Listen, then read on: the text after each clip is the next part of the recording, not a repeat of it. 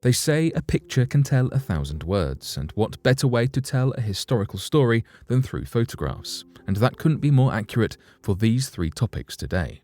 So today, here at Unexplained Mysteries, we'll be taking a look at historical photos and discoveries.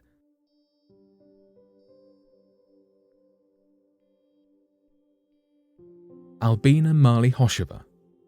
The stories passed down after the horrors of World War II have interested people for decades. While the period between the 1st of September 1939 and the 2nd of September 1945 is close enough to be a reminder of how terrible global politics can eventually become, it is also far enough removed from the 21st century that it can almost be impossible for modern people to imagine. So, it shouldn't be surprising that historians and lay people alike attach themselves to stories of heroism, mystery, and loss of life, as an effort to better understand what it was really like to live during World War II. One such story that has grown among history fans is that of Albina Malihosheva, the Slovenian fighter remembered for her bravery and bold heroism against the forces of Nazi Germany. Not much is known about Albina Malihosheva outside of her native Slovenia. The only photographical evidence of her that historians know of is a single photo, showing Albina staring into the camera stoically, wearing her army uniform. According to Slovenian sources, Albina was born on the 12th of September 1925 in what was then known as Yugoslavia. She was born into a working-class family with 7 other children as her siblings. Her father was a humble shoemaker, and her mother was also a labourer. Her father passed away in 1934 when Albina was only 9 years old. This meant that she quickly began working jobs in order to support her large family. At only 16 years old, Albina joined the ranks of the People's Liberation Movement in the summer of 1941, the year Yugoslavia entered the war. Within a year, Albina had been wounded twice at the age of 17 and was then wounded again from a landmine explosion just 3 days after her 18th birthday. This injury gave Albina injuries that scarred her body for the rest of her life, which can be seen in her iconic photograph. By the time 1943 came around, the 18-year-old Albina was continuing to serve in the armed forces as both a fighter and a nurse until the war ended 2 years later.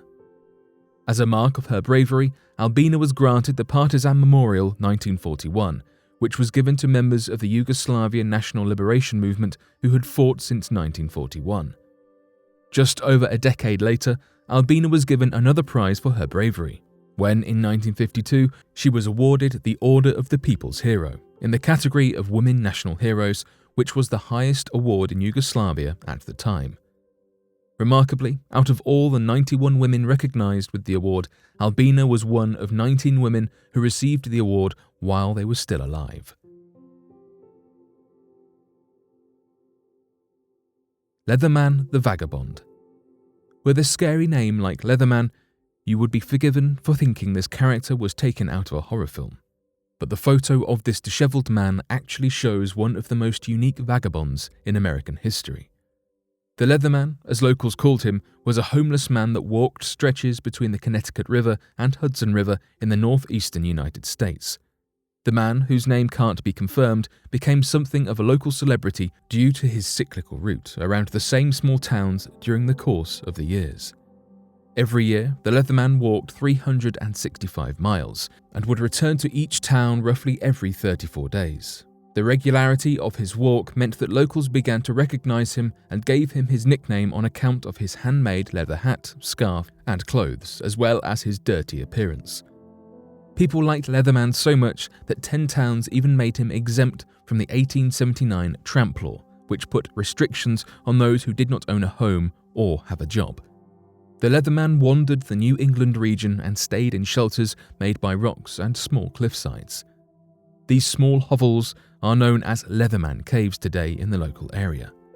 Roughly every 5 weeks, the Leatherman would stop off at towns to stock up on food and supplies. That said, the Leatherman was unable to speak English, but was fluent in French, leading people to believe he was of Canadian origin. Some today even suggest he came from Picardy, France. While Leatherman was fluent in French, he was not known to speak any more than what was necessary, with heavy use of gesturing as well as grunting. He would very rarely use his broken understanding of English and was known to quickly close up when asked about his family. Amazingly, the Leatherman was able to survive for many years despite the harsh weather of the region, especially in the winter months. It's said that he was able to avoid the cold by creating fires in his small rock shelters, and he had not suffered from any lost fingers due to frostbite, despite most other vagabonds suffering severely. In 1888, the Connecticut Humane Society had him arrested and hospitalized against his will. Under hospital care, Leatherman was diagnosed as sane except for an emotional affliction. Since he didn't want to stay in care and had money, he was eventually released. Eventually, Leatherman passed away on the 24th of March 1889 in his Sawmill Woods cave on the farm of George Dell near the town of Mount Pleasant, New York.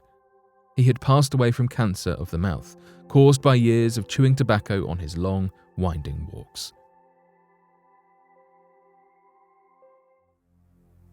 The eerie shadows of Hiroshima that were burned into the ground by the atomic bomb. World War II saw some of the most powerful and most frightening capabilities of human warfare. Japan's surrender to the United States was preempted by a show of nuclear weapons the likes that the world had never seen.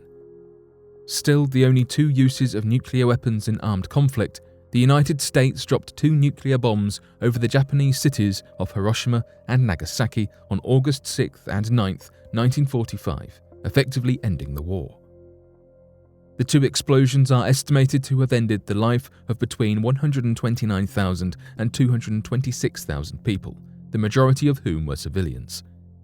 The sheer destruction caused by the 2 August bombings still has a profound effect on Japan and the world at large. In Japan, popular culture was significantly affected by the mass loss of life in the immediate blast and decades-long radioactive aftermath. To mark the importance of the devastating event, Hiroshima is now home to the Hiroshima Peace Memorial Museum. It's at this museum that contains an exhibit more frightening than any horror film. Known as the human shadow etched in stone, the small black circle marked into the stone steps is actually believed to be all that remains of a person sitting by the entrance of the Hiroshima branch of Sumitomo Bank on the day of the blast. The residual markings are all that is left of a person who, by scientific assumption, would have been completely destroyed by the 15-kiloton explosion. According to the museum, the mark left on the stone step is believed to be formed by the person's body blocking the scorching heat that caused the rest of the stone to turn white. A black material was also found in the spot of the shadow, likely being human remains. Upon discovery, the piece was removed from its original spot and later moved to the museum where it stands 3.3 meters wide by 2 meters high. Over the years, museum officials began to notice degradation of the shadow over time and began efforts to preserve it in its current form. As of today, the piece of stone is caged by protective glass. To this day, the identity of the person whose shadow is marked into the stone step is unknown. Some have claimed to have seen a person at the entrance of the bank prior to the bombing, and one soldier claimed to have moved the person's deceased body. The museum exhibit mentions that several people have suggested that the person could be a member of their family. Many visitors believe that the shadow is the result of instant vaporization. However, this is not seen as possible from a scientific and medical point of view. The temperature is believed to have hit between 3,000 and 4,000 degrees Celsius, meaning that bones and carbonized organs would still remain.